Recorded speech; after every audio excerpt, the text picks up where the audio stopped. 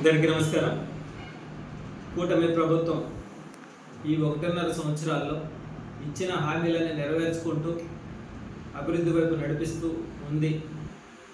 అదేవిధంగా డిప్యూటీ సీఎంగా మా అధినేత పవన్ కళ్యాణ్ గారు తీసుకున్న శాఖల్లో ప్రధానమైనది పంచాయతీరాజ్ శాఖ.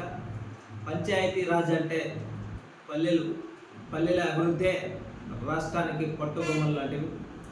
వాటిపైన దృష్టి పెట్టడంతో పాటు తెచ్చినటువంటి ప్రతి రూపాయి, కేంద్రం నుంచి వచ్చే ప్రతి రూపాయి పంచాయతీలకు ఏ విధంగా అభివృద్ధి చేయాలి, ప్రజలకు ఏ విధంగా తెలియజేయాలి, ఎక్కడా కూడా గోప్యం లేకుండా ప్రతి ఒక్కరూ కూడా వచ్చిన ప్రతి రూపాయి ఎక్కడో వినియోగించారనేటువంటి విషయం పబ్లిక్గా అందరికీ తెలియజేసే విధంగా ఒక చక్కటి కార్యక్రమాన్ని నిర్వహించడంతో పాటు కేంద్రం నుంచి నిధులు తీసుకురావడంలో కీలక పాత్ర పోషిస్తూ రాష్ట్రంలో ప్రతి గ్రామ పంచాయతీ కూడా అభివృద్ధి చెందాలనేటువంటి ఆలోచనతో నిజంగా ఆయన తీసుకున్న ప్రతి శాఖకి కూడా వన్నీ తెచ్చే విధంగా అభివృద్ధి జరుగుతూ ఉంది ఈరోజు.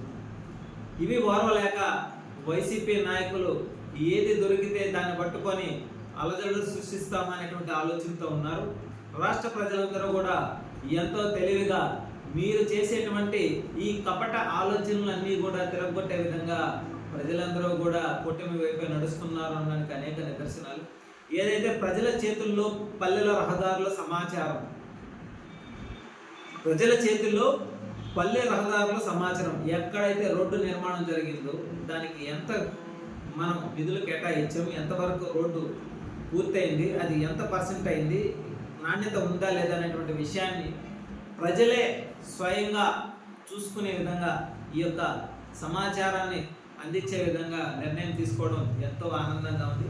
అదేవిధంగా త్వరలో అందుబాటులోకి Jio rural road management system తీసుకురావడం, పైలట్ ప్రాజెక్టుగా అడవి తల్లి బాటకు అనుసంధానం చేయడం, శాసకీయ నిధులతో పల్లె పండుగ 2.0 తీసుకురావడం, క్షేత్రస్థాయి పర్యటనలతో జల్ జీవన్ మిషన్ స్వమిత్వ పనుల పరిశీలన స్వయంగా పవన్ కళ్యాణ్ గారు పరిశీలించే విధంగా, స్వచ్ఛ జలం, గుంతలు లేని రోడ్ల నిర్మాణం యొక్క ప్రథమ ప్రాధాన్యత లక్ష్యంగా కూటమి ప్రభుత్వం పనిచేస్తుంది.